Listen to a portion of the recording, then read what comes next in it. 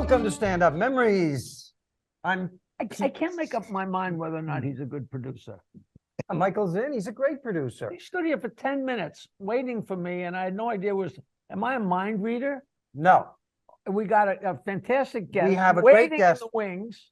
Welcome to Stand Up Memories. I am Peter Bales with Jackie, the Joke Man Martling, and our terrific guest is Brad Lowery, a comedian and actor. He has great stand-up memories because he's seen it all and done it all.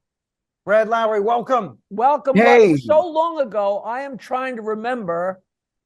Were you a Long Island guy or a Connecticut guy? I can't remember if I met you with Brad Axelrod or with Minervini or. No, you met me through Minervini. I started out at East Side Comedy Club. East Side Comedy Club, Long Island's first full-time comedy club that opened in what year? You would know. 1980. And the first comedian on that stage, by the way, Brad, was me. Yeah, really? Yes, I was the host of the formal opening. Of He went on stage when nobody was looking. You know, what are you gonna do? You know. But Brad, so I think of you as a Long Island guy, but you've been all over the place. Well, I started out, like I said, I started out at East Side Comedy Club, and then I ended up moving to New York City, and then I moved to Pennsylvania. You know, so it's been a long time. I've been in the business 38 years, man. 38 years in the business. 38 years. None of us, we did, just nobody can shake it. You know, Yeah. Everybody you started with, they're still doing it on some level, somehow, somewhere, you know. Well, everyone that I started with, I call you guys the GOAT, because you guys are the ones that I was so wrapped up in, you know, seeing you guys on stage. And I'm like, oh my God, they're hysterical. You know, and I'm like, I want to be like them, but I couldn't be like all of you. But it was just like, you know, Richie and John Joseph, they embraced me. John Joseph, another great Long Island stand-up comedian with musical talent as well. Yeah. And also, you told me Bob Nelson influenced you as well. Bob Nelson, believe it or not, I did not know who Bob Nelson was. I saw him on HBO, but when I went and I met him at East Side Comedy Club, I didn't know him until one weekend he was there and I went to see him and he put the balloons on. I'm like, balloons under his sweater. And I'm like, that's the guy. That's the guy that's on HBO. Oh my God. But you got to understand, I'm from a place called Decatur, Illinois. So we don't really get to see a lot of famous people. So when we do see famous people, it's like, oh my God, you know, and then I'm like, I'm friends with this dude. Oh my God. Okay. It was great. He's, you know, he had some health problems, but he's back. He's right? back. He's back on the boards, as they say. Yeah. So Brad, you at one point were doing 200, imagine that, 200 colleges a year performing. You did a lot of college shows. And it was stupid. Why? Because I had to be up, at the crack of dawn, because I would do like 3 colleges a day. And at the time I was... Wait a minute. You mean 3 college shows, or do a show, go to the next college and do a show and go to the next college? Yes, sir. That's it. Yeah, it was crazy. Now, who's booking that? Who's booking that? There was Omnipop. I was with Omnipop. We went through, you know, the NACA convention. And the National Association. I never thought I would hear you say, who's booking that on a podcast. He's trying to get bookings on a... I'm wondering who put somebody through that. And meanwhile, my girlfriend that I live with is Barbara Klein, who's now a partner with Tom and Jagno. So I got to give him all kinds of crap. Without a doubt. Let me tell you something. Joan St. Ange, she used to be with Omnipop. And she would call me, Brad, get up at this time, get out, get on the road, whatever, blah, blah, blah. Just get out. So you're driving hours and hours in the middle of the country from one college to the other. Now, the shows were great, right? Not all.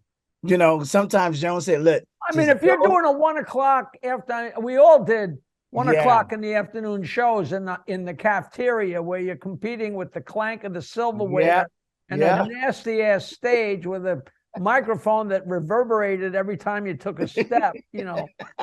Exactly. Bales tells the same story as I do, but I remember working one in New Jersey, and Alan Combs was the opening act, and all you heard was the clank, and most of the people weren't even facing the stage. And this is long before the days of people sitting there on their laptops. I know. Sit there and talk, and I remember he introduced me, and I walked up, and as I walked past him, he said, "It's gigs like this that make the tough ones worthwhile." It's You know, impossible. Alan Combs, who went on to be half of Hannity and Combs. He was yeah. Well, you know, sometimes we had to do it in the hallway as people are just passing by, and you're hoping that Now they'll you're making stop. a joke. You're making a No, joke. no, I'm serious. And Joan would say, Brad, just do it for the money. I'm like, I'm not out here for the money. I'm out here to have a good time. You know, doing it in the hallway. I don't like doing that. It's almost like a street performer. Set that up. Yeah. Are you standing there, or are you on a soapbox, or is there a tiny No, stage? some of them you would just stand in the hallway.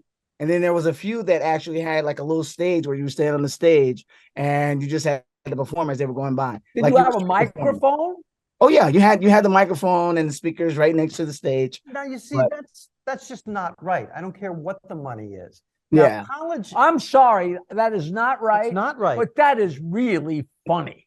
I mean, in retrospect, that is looking back, that is we've all had horror gigs, and that I can't imagine. I mean, that makes the horror gigs worthwhile. Trust me, Brad, it wasn't fun. I did a lunchroom at a college. Right. Go up and I'm doing great, and they're laughing hysterically. And then I didn't know what was going on. The entire audience got up and started to walk out, and I'm standing there going, I'm doing great. What's going on here? They're walking. I didn't know it was 10 to 12. They all had a class. They got to go back to class. Yeah. You know, that's how it happens. But if it's an auditorium. Now, I got to ask you, as a different. comic, you show up at a college and you say, I'm the comedian, I'm here. Where's the show? What goes through your mind when they point to a hall? Oh, this is the greatest thing I've ever heard. No. They take you, you think that they're taking you to a room, but they're actually taking you to the hall. So it's like, you're going to be right here. I'm like, what? Now, did you call Tom and Jagno and say, Tom, I just worked a hall? Well, how big was the hall? No, a hall. A hall in the hallway. You know, you work in a hall. You know, I called Joan and said, Joan, this can't be happening. We can't do it like this. She said, just do it for the money. Just do it for the money. And I'm like, no, I want to have a good time, you know? And it was great though. Dave Nasser had just about the same amount of colleges as I had. You know, when I was out of Kansas City, right? David Nasser? I think so, yeah. Matter of fact, he had an accident because he had the same amount of colleges and he actually ran off the road. He ran off the road. I think he fell asleep and broke almost every bone in his body. Wow. Well, yeah. that's the tough side of stand-up comedy, I can tell you. But you're driving hours from one college to the other, sometimes in the winter. Yes. So boy, is stand-up comedy glamorous. Wow. But wait, I gotta tell you, the first bed and breakfast that I went to was over by Buffalo, New York, and they controlled the heat. Now, so in other words, I'm freezing. I don't know. See, black people and white people were different when it comes to wintertime.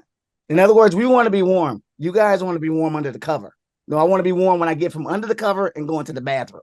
You know, so it was freezing. I said, Joan, please don't ever put me in another bed and breakfast ever, right? But I got to love them. Now hold on. Now you're staying at a bed and breakfast, or you're performing at a bed and breakfast? No. So in other words, they put you up at a bed and breakfast. Yes, they put me up in the bed and breakfast. Yes, yeah, and so at least you got breakfast. Yeah. Brad. I had the sniffles at breakfast. So cold. This is a classic story of making, I guess, lemonade out of lemons. Yeah, right. He knows what I'm building up to. I still laugh at this. And when you told me, oh no, I don't know, was it Brooklyn or Queens?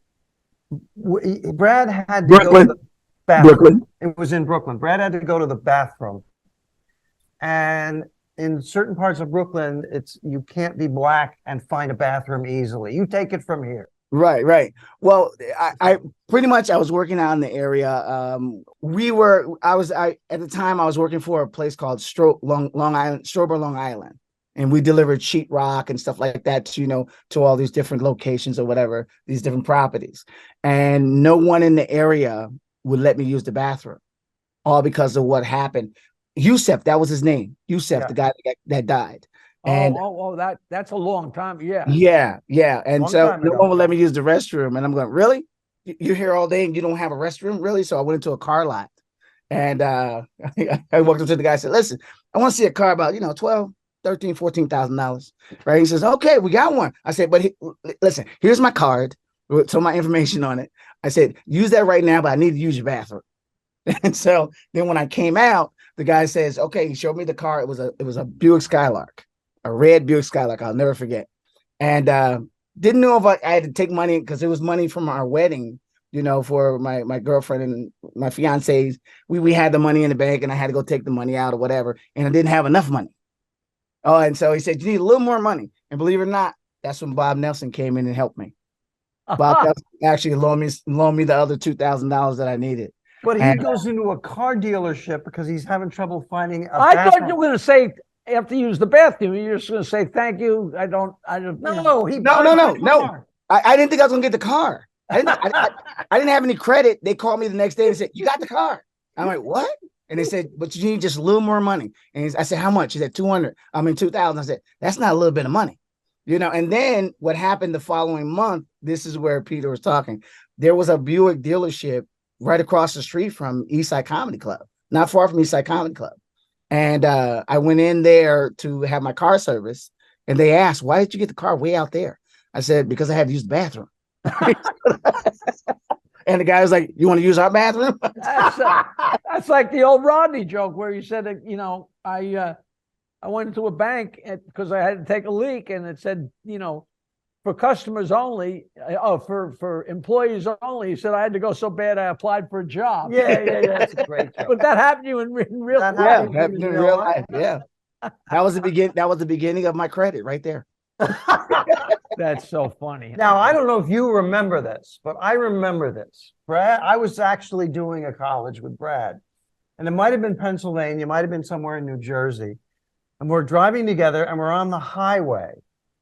And Brad says he's got the directions. We got about 40 miles to go on this highway, but I'm going to pull off because I have to go to the bathroom. Yeah. And so, okay, get off this exit, just go to the bathroom. We'll get back on the highway and go our 40 miles. He gets off the exit and we're just looking for a bathroom. And we drive by the college that we're supposed to be going to. Yeah, exactly. He had miswritten the directions. I go, you would have never. That's where we're going. We don't have 40 miles to go. We're here again because that was my penis. That was my penis telling us that, you know what, you're going too far. Somehow you owe your bladder a lot of your thanks. Bladder has helped you out in life. That's hysterical. And it's been a great life. That's all I'm saying. Well, now at this age, my bladder is doing different things now. Oh, being diabetic and stuff like that, man. It's like when you got to go to the bathroom, you got to go to the bathroom. You can't even tell anybody. You just in the middle of a conversation, you're gone. I'm older than you. I go to the bathroom, and by the time I am ready to walk out the bathroom door, I have to turn around and go back and yeah. Part two. There's two. There's two. Yeah. There's the sugar that comes out first, and then the real pee comes out. Right. So and then being a diabetic, you have what they call pre-pee. It's pre-pee. Pre-pee. I'm gonna Google that later. Hey, you've been on the road. Do you look back on that fondly, or do you look back on the road as, man, those were tough times?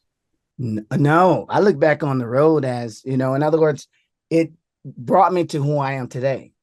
And everything that I experienced, because I have an interview that's coming out, and it's called Did I Make It?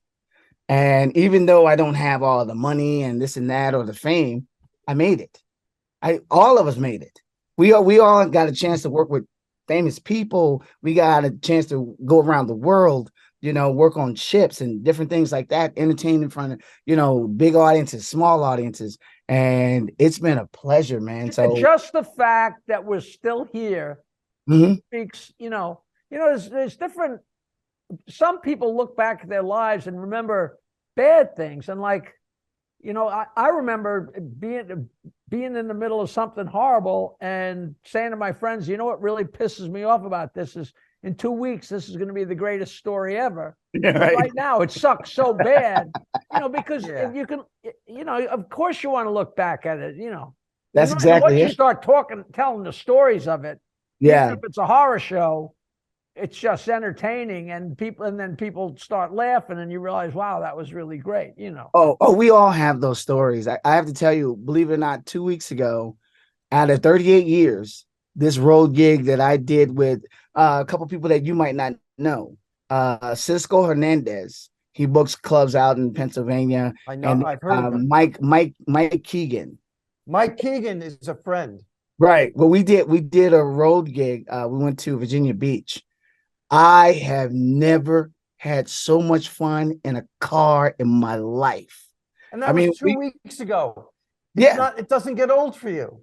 No, not at all. But I gotta tell you, because Cisco rented a beautiful van that had leather seats, and I'm like, okay, I'm sitting in the back so I can use my computer, right? So Cisco's driving, and then Mike is in the passenger side. And on our way back from the gig, we're talking about everyone has a Richie Byrne story. Richie Byrne is a very funny, super duper Long Island comedian.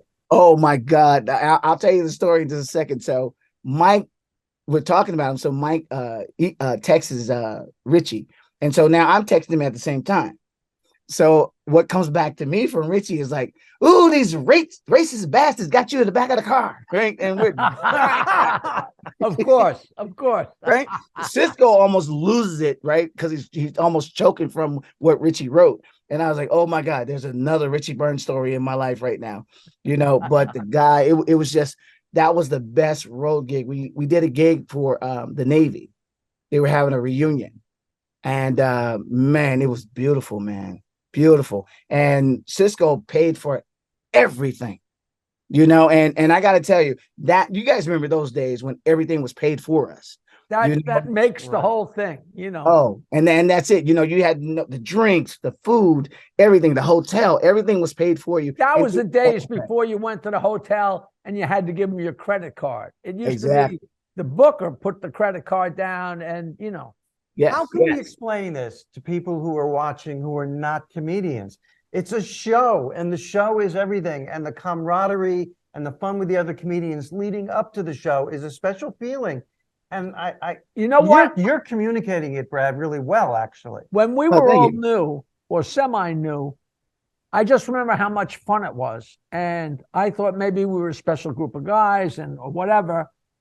And I remember so distinctly, I don't know whether there's an interview on Carson or in Playboy or something, and Robin Williams had gone to the moon so fast. Right. And he got so rich and so famous so quick.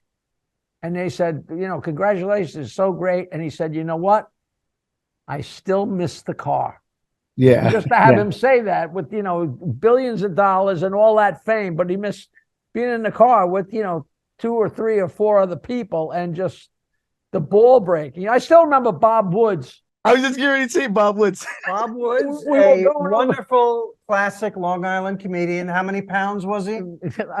300 pounds, the round mound of sound. I remember we were going over the George Washington Bridge, and he goes, you're a comic when it's the 4th night this week that you've been in New Jersey, and it seems normal.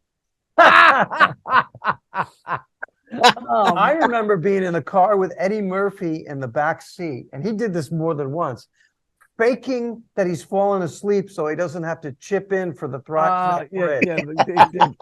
The Midtown Tunnel Reach. I'm sorry, Eddie Murphy. Somebody tell him he owes me $1.80. Right. Well, let me tell you. The sad thing is I can use the money. Right. Bobby Woods. I had to. You remember back in the day, a lot of the headliners didn't have a car. So they would hire, the MC or the middle, to go pick up the headliner. So, of course, Bobby Woods didn't have a car. So I had to pick up Bobby, and I had my girlfriend with me. And we're doing a John Schuler gig at some racquetball club. In Connecticut. Oh, it was packed. It was packed. Right. Now, I just started. I only have 20 minutes worth of material. That's all I have. I don't know how to improv. I don't know how to do any of that. Or, even just off the cuff, I just can't do it. So I did my set, and I learned from you guys, watching you guys. When you bring up someone, you say, you know what? The next person we're going to bring up right now is very funny. He had me on the floor last night. He's a homosexual, right? And right. I said that about Bobby Woods. Bobby was coming through the crowd. Then all of a sudden he turned back and went back into the green room. And I went, oh, what do I do now? I don't know what to do. And finally, I guess he decided he'd come out. Fantastic show. But once he got off that stage, everyone in that racquetball club could hear him in that green room. You F this, you F and that, you try to sabotage my show, you know. And I'm going, Bob, I wouldn't do that to you because I love Bobby just as much as I love you guys. And so my girlfriend goes, does he have to ride back with us? I said, I brought him here. Just as classic for him to yell at you for 15 minutes and then go, I was just kidding, pal. You know what I mean? Yo, Jackie, you hit it right on the head, man. Because he went outside, had a little doobie, and came back. Hey, you want to smoke a little bit? And I was like, no, I'm good. Just he was cool. I guess he said to himself, he's got to give me a ride back. Let me chill out a little bit. But it was fantastic. At the time, that was not pleasant getting yelled at, but you look back now and it's funny because it's insane. A week after that, I'm at Eastside Comedy Club watching the show. The coach is on the show, Tom Whiteley, and Bob Woods is emceeing. When Bob Woods brings the coach up, he says, he's very funny. He had me on the floor last night. He's a homosexual. I'm like, what are you doing? You trying to sabotage his show? What the hell's going on, Bob? But oh man, I loved him. So I actually got to work with him the night before he passed. Yeah, I worked with him the night before he passed. Was he sick? Was something wrong? You couldn't tell. You couldn't tell. And the next day they told me they had passed away. And I was like, oh my God. You know, it was sudden, but it was overdue. You know what I mean? I think it was essentially sepsis, right? Yeah, he was in such bad shape, you know. Yeah. I didn't know that. And that same night. He was homeless for a time and yeah. Very tough. Was he living in his car, living out of his car? He was living in his car for a while. He lived with me and my wife for 2 or 3 weeks. Right. In Bayville. And I finally said, Woodsy, you can't stay here anymore. You know, we're married. This is our lives. And Nancy's been so great. Right. And I've been but and he said, okay, just drop me off. And I swear to you, and I still feel bad. We dropped him off at a park bench in front of the Broadway Mall. Right. It was a park bench. Wow. And what he said, I'm fine. And he just got out and sat. To this day, I feel guilty about it. In fact, it was so horrible. Yeah. Woods and Hawthorne were just crazy and out of their minds and pot smoking nuts and drunks. And the joke actually went around for a while. What's the difference between Woods and Hawthorne? And the answer was Hawthorne lives indoors. It was just so cold, so damn cold. Brad, I'm working at CW Post College with Woods and Hawthorne, and I'm drinking Diet Coke. And after the show, the manager is complaining about those two comics because they drank so much. And how much did they drink? The manager goes, 28 beers. Two guys. 28 beers. That's 14 apiece. But I believe it's totally believable. They could do that. Ferrantino booked a gig up somewhere upstate, not too far upstate. And he said that the owner loved the show and loved all the comics. And he said, you can bring back anybody except for the guy who keeps grabbing his package and drinks a case of Heineken. That was Bobby. That was grabbing his crotch. That was the walrus. Brad, I'm getting wrap-up signals here. This went so fast. We definitely got to have you back. But I want to ask you, we all get to work with famous headliners who we think are great people. Can you think of somebody that you just really, really got a kick over just working with him? Just enjoyed it? Believe it or not, it was Bob Nelson. Bob Nelson. It was Bob Nelson. Yeah, I mean, Sinbad was a great person, and then eventually he forgot who I was. But Bob Nelson was number one.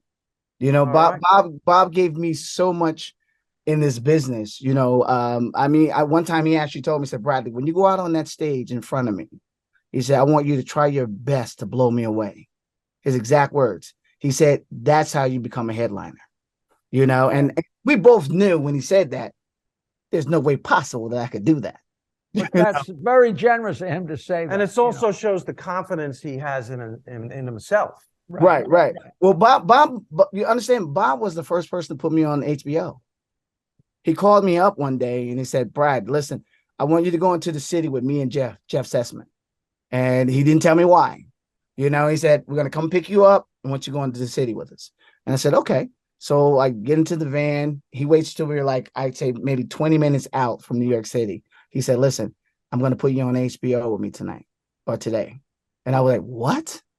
What? You know, I'm a new comic. I don't know what I'm doing. I've never acted. I've never done anything in my life. Now, here's the thing that if I ever become famous, I'm pretty sure it's going to come out. While they were taping my segments, I called cut 5 times. And the director goes, do not call cut. You cannot do that. And so we get back into the scenes, action. And then I would screw up because everyone started gathering around. You know, it was the New York City, the library on, I think it was on 5th Avenue. And all these people were starting to gather around. So I'm getting really nervous now. And I'm just calling cut. And he's like, yeah, hey, you cannot call cut. Stop it. So that's just great. And I find it funny because now I'm a director. All right. And so it'll come out one day, I'm pretty sure. All right. Brad Lowery, comedian, director. We'll do this again. We always feel bad cutting people up, but we found out that like 25 minutes is a sweet spot. That's the exact amount. And we always go long. But you But are terrific. I love you guys. We want to have you back. You are so definitely. funny. Pleasure to see you again, of course. We got to do this every 40 years. Oh, no. Look, I can't remember anything now. What do you think about in 40 years? You're going to say Brad, I'm going to be like, what? Who? What? Okay, well, Brad Lowery, luckily we're out of time because I know you have to pee. No, I already did that. Okay. Thank you for coming on. This has been Stand Up Memories. Jackie the Joke Man, Martling, Peter Bales, our terrific guest, Brad Lowery. We'll see you next time. Thank you. Boss. That was a pretty good episode. A new episode every Wednesday with me, Peter Bales, Jackie the Joke Man Martling, comedians, interesting people. Leave a comment. We'll get what am I saying? I don't know. We're gonna get back to you. We will respond to your comment. Standupmemories.com. If you go there, it shows all the different All platforms. Spotify, we're on everything. Every Wednesday. Stand Up Memories. Every Wednesday. A new episode.